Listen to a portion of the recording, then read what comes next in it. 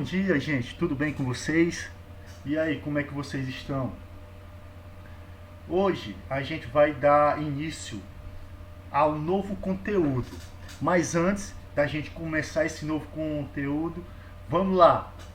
Deixa o like, tá certo? Se inscreva no canal, que isso vai nos incentivar a produzir cada vez mais materiais de qualidade para vocês. Espero verdadeiramente que vocês estejam gostando dos vídeos, porque eles são feitos com muito carinho e amor para vocês, tá certo? Então, assistam esse vídeo até o final, que a gente vai falar de algo bastante interessante, né? Que são os reinos africanos. E aí, no primeiro momento, a gente vai falar do continente africano, né? Quais são suas características, né? Como é que ele está dividido, o continente africano, né? Quais são os seus contextos geográficos, né? E também políticos.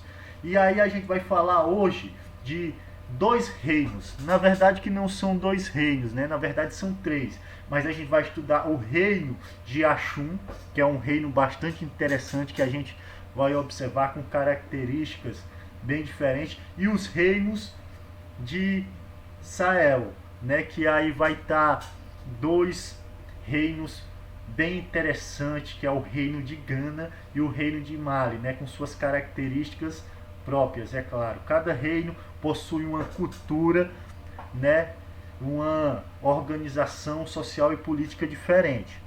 Então vamos começar, né, gente? A África, como vocês estão observando aí no mapa, gente, ela está dividida em duas regiões, né? Que é a África Setentrional e a África Subsaariana, né? A África Setentrional é a África, né, que está ao norte, né, que a gente vai observar dos países do norte, ali perto ali do mar Mediterrâneo, né, ali por ali. A África subsaariana é a África que está ao sul. Mas apesar disso, gente, apesar disso, ainda existe o deserto do Saara, que ele corta o continente, na verdade, africano em dois, que dá essa separação, né? Ao norte, a África setentrional, e ao sul, a África subsaariana. E é bem interessante que cada um, através dessas suas características, dessa regionalização, é que vai dar características, e tanto na formação da população, como na formação das aldeias e dos reinos do continente africano, que vai dar origem a esses reinos que a gente está estudando hoje. Aqui, se a gente for observar, por exemplo, a África setentrional, né, a África que fica ao norte, ela é o berço verdadeiramente da civilização africana, né, onde que os primeiros núcleos urbanos vão surgir e as primeiras civilizações. Entre elas, as civilizações mais conhecidas vai ser a dos egípcios e a dos cartagenes, que vão ser populações que vão se desenvolver bastante. Já a África que fica ao norte, né, a África subsaariana, ela, por causa dos seus fatores geográficos e ambientais, ela não vai ser tão desenvolvida, ela não vai ter verdadeiramente um desenvolvimento humano. Principalmente por quê? Porque a África subsaariana, ela tem os solos inférteis, a maioria é coberta de floresta e ainda possui agentes transmissores de doença, né? Uma delas, a mosca tsetse, entre outras. Essa mosca tsetse é uma das moscas, gente, que ela é uma das moscas mais mortais do mundo.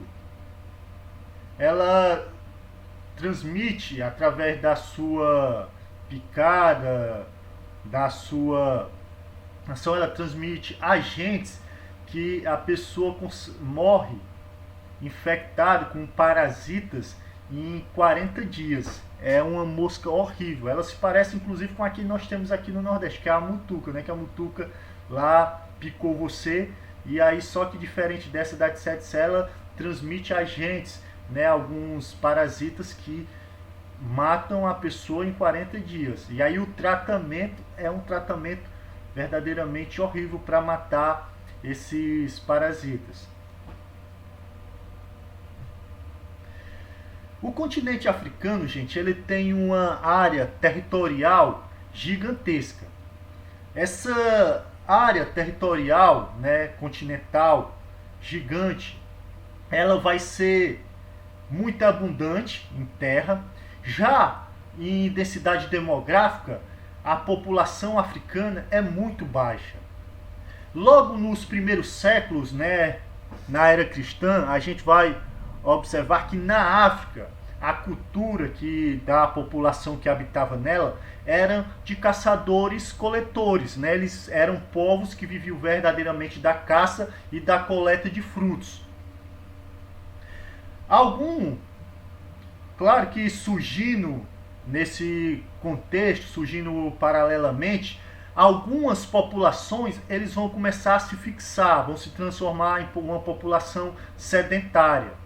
E aí essa população que vai ficar sedentária é que vão ser sociedades que vão influenciar a história do continente. Vamos dar exemplo de uma, por exemplo, o Egito, né? A gente vai observar que é uma população que ela ficou sedentária, morando numa região rica, fértil, principalmente que é coberta pelo Mar Nilo, e ela vai influenciar toda a história no continente africano.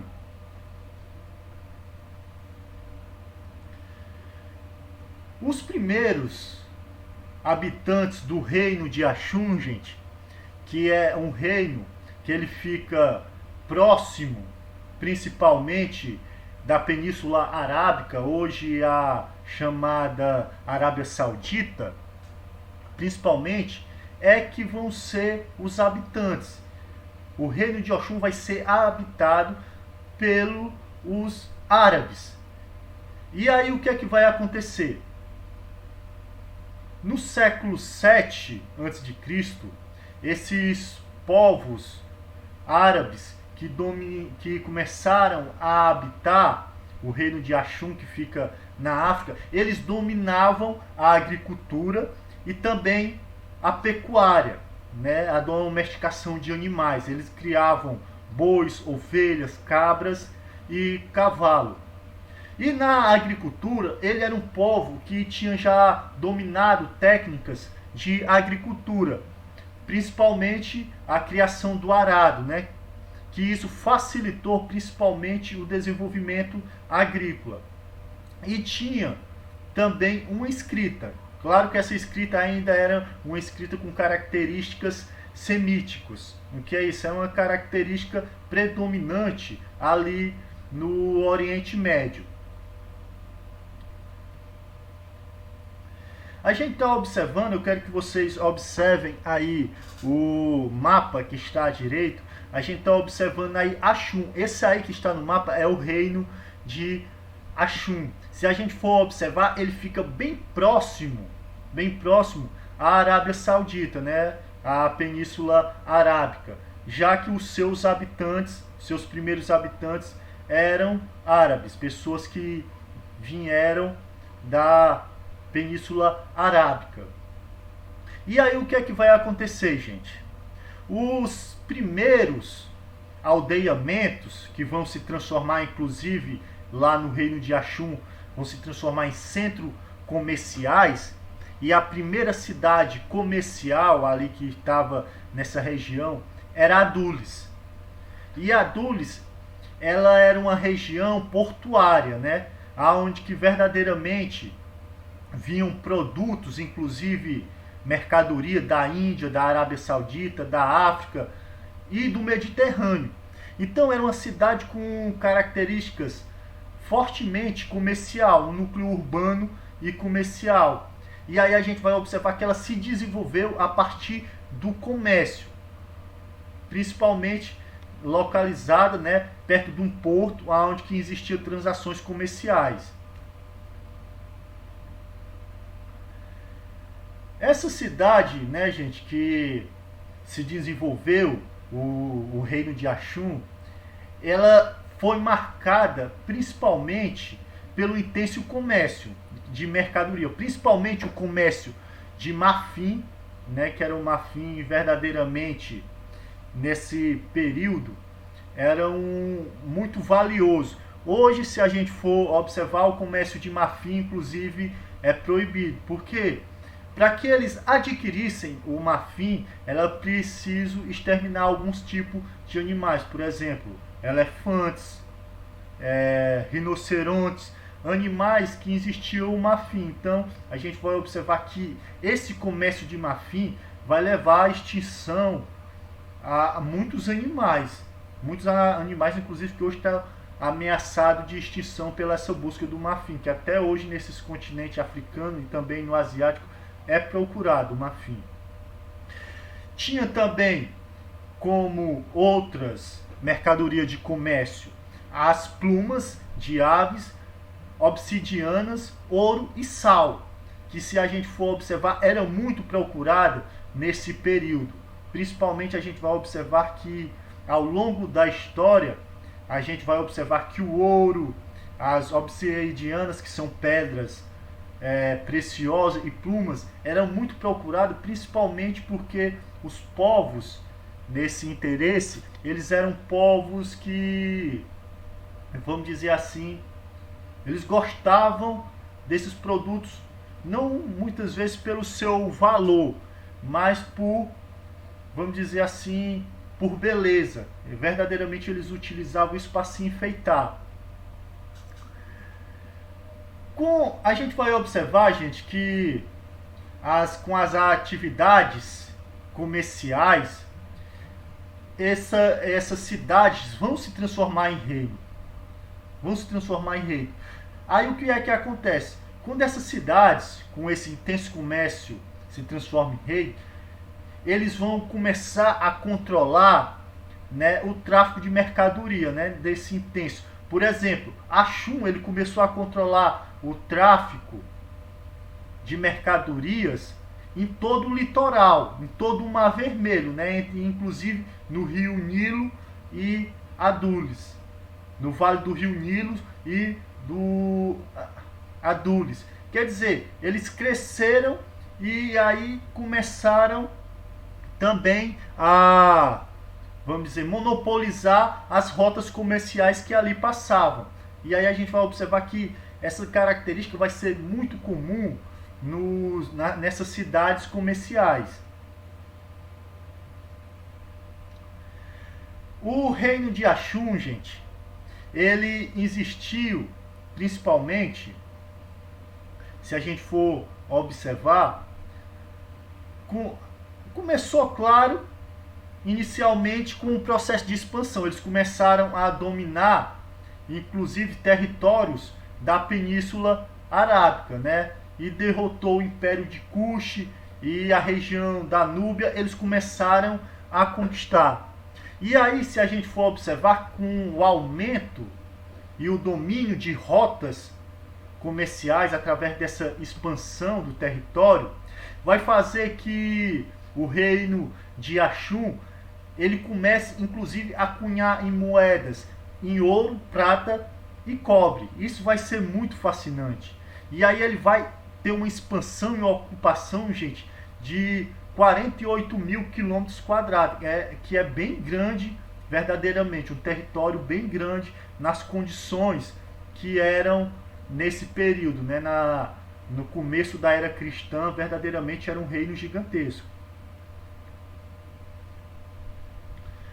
O reino de Axum, gente, ele tinha algumas características. Por exemplo, religiosa, essas características religiosas, eles eram politeístas, né? Eles acreditavam verdadeiramente em vários deuses.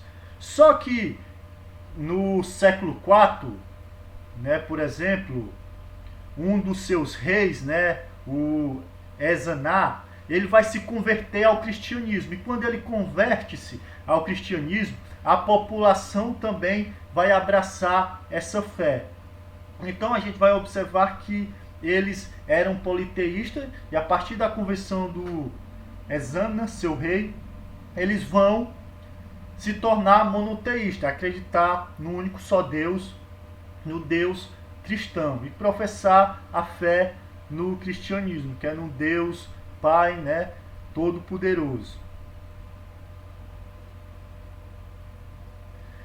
A gente vai observar, gente, que através do processo de expansão, né, os muçulmanos, por exemplo, eles vão, através de combater os infiéis, que é aquilo que a gente estudou na aula passada, a chamada jihad, a guerra santa, a guerra contra os infiéis, é que os muçulmanos vão também dominar o reino de Anshum, né? E aí eles vão destruir principalmente o porto de Adulis. Aí o que é esse porto de Adulis, que era uma cidade muito importante, uma cidade comercial, onde que vinha produtos de todo mundo conhecido na época, é que ele vai enfraquecer, né? Ele vai enfraquecer e vai entrar em declínio através dessas invasões que o muçulmano e através da expansão do Império Muçulmano vai trazer para eles, e o reino de Ashum vai acabar desaparecendo.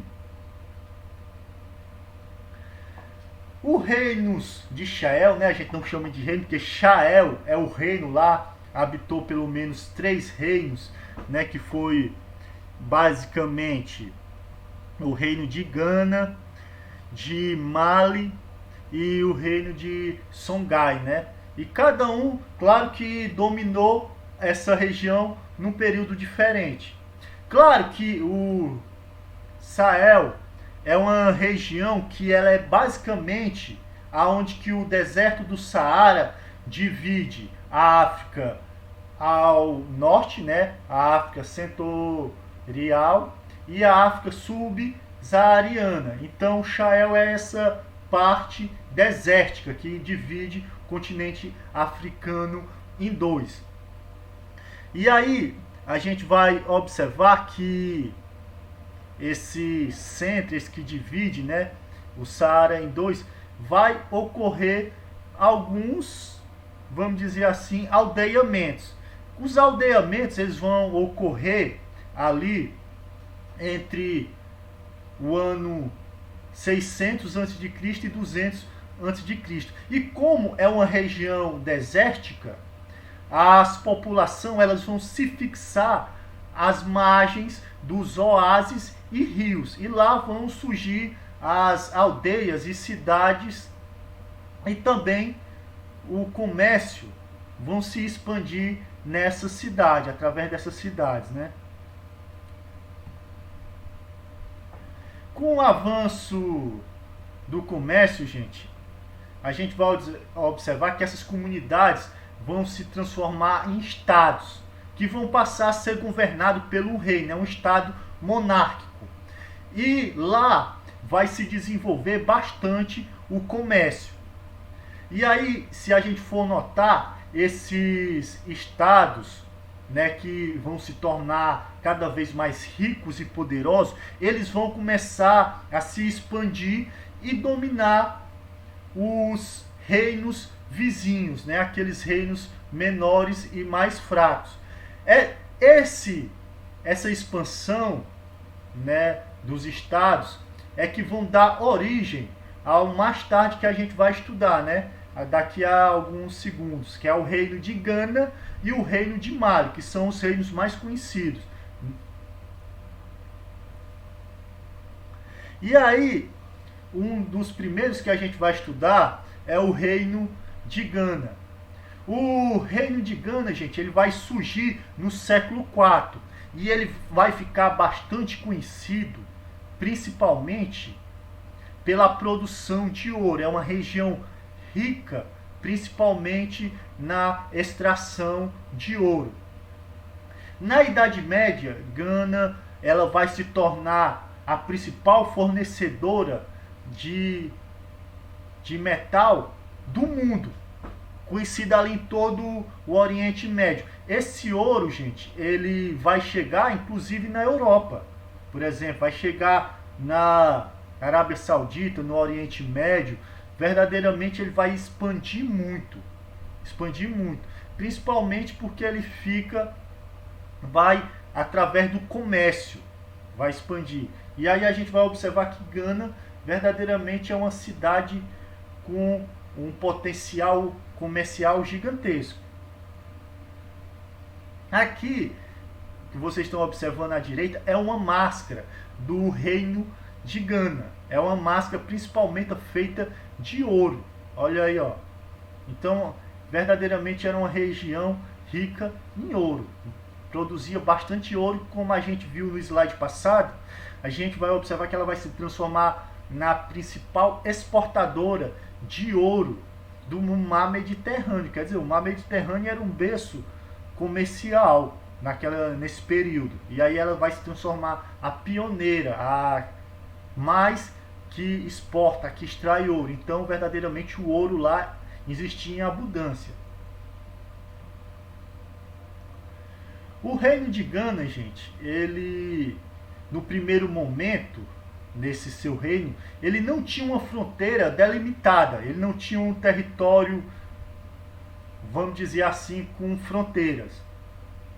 Porque nesse reino, principalmente, o importante não era o tamanho do seu território, mas sim a quantidade de pessoas, de humanos, de aldeia, de cidade, que estavam sob o controle, né, desse reino. Por quê? Porque o importante, na verdade, eles queriam, na verdade, tributos, né, impostos, eles queriam soldados e funcionários para a sua corte. Então, o território não era importante, mas sim a quantidade de pessoas e cidades e aldeias para pagar impostos, fornecer soldados e funcionários para a corte. No reino de Gana é bastante interessante, gente. Ela possuía ali duas capitais. Uma delas, segundo alguns historiadores, elas possuíam 10 quilômetros de distância uma da outra. Uma delas era a Coumbe Salé. É uma cidade, né, que ficava ao sudeste da Mauritânia, onde que ficava principalmente os comerciantes muçulmanos. A outra ainda é desconhecida, ainda não foi encontrada pelos arqueólogos, mas ela existe relatos históricos de viajantes que viajaram pela essa região no século XI e falavam que essa outra capital era uma capital rica, principalmente, como a gente já vai falar, em pulseiras, em colares, espada, escudo dos soldados, inclusive coleira dos animais. Tudo era, vamos dizer assim, existia ouro nesses materiais, se a gente for observar. Então era uma sociedade, uma segunda capital riquíssima, muito bonita, mas que não foi encontrada até hoje pelos arqueólogos. No século XII, gente, essa zona, principalmente de Gana, vai sofrer bastante pela desertificação, né? Quer dizer, o Sahel é uma zona desertificada. O que é isso? O deserto, pouco infértil. E aí o que é que acontece? Não é bom uma área desértica para o pastoril. E aí o que é que acontece? Surge novas zonas auríferas fora do domínio de Gana. Gana era a principal exportadora de ouro. E isso vai fazer com que o reino de Gana enfraqueça. E aí, o que é que vai acabar? Gana, mais tarde, ela acaba sendo conquistada por outros povos africanos. E aí, esse reino entra em decadência e acaba também desaparecendo. o que é que vai acontecer? Quando Gana entra em decadência, vai aparecer outro reino que vai influenciar a África Ocidental. E o mais importante, que vai ganhar força com a decadência de Gana, é o reino de Mali. O reino de Mali, no século XII, eles eram habitados pelo povo Mandinga, que permaneceu, inclusive, o povo Mandinga permaneceu vassalo de Gana. Aí o que é que vai acontecer? No ano 1230, guerreiros conhecidos como Sudiata Keata, né? Ele vai unir vários clãs, e aí o que é que ele vai? Ele vai estabelecer-se como soberano de Mali. E aí ele vai ter o título de Massa, rei. Sempre que vocês observarem no slide o que eu falar Massa, vocês assimilem como rei, que era como eles chamavam. Eles chamavam Massa de rei. No lado direito, vocês estão vendo aí o Império de Mali, que é verdadeiramente grande, né? A sua extensão territorial. Ele começa no Atlântico, né? Onde hoje fica o Senegal e Gâmbia, e vai até o rio Níger, né? Que fica lá o rio da Níger, já da Nigéria, né? E o reino de Mali, ele controlava grandes jazidas de ouro, e além de controlar rotas comerciais. A gente vai observar que eram reinos que viviam principalmente do comércio. E aí a gente vai observar que eles controlavam as jazidas de ouro e também o comércio, que é bastante importante para esses reinos. Os soberanos de Mali, gente, eles eram adeptos da religião muçulmana. E como eles eram da religião muçulmana, a lei muçulmana diz que pelo menos eles têm que fazer peregrinação pelo menos uma vez na vida e até Meca. E aí esses reis de Mali, ele costumava ir até a cidade sagrada para os muçulmanos, que é Meca.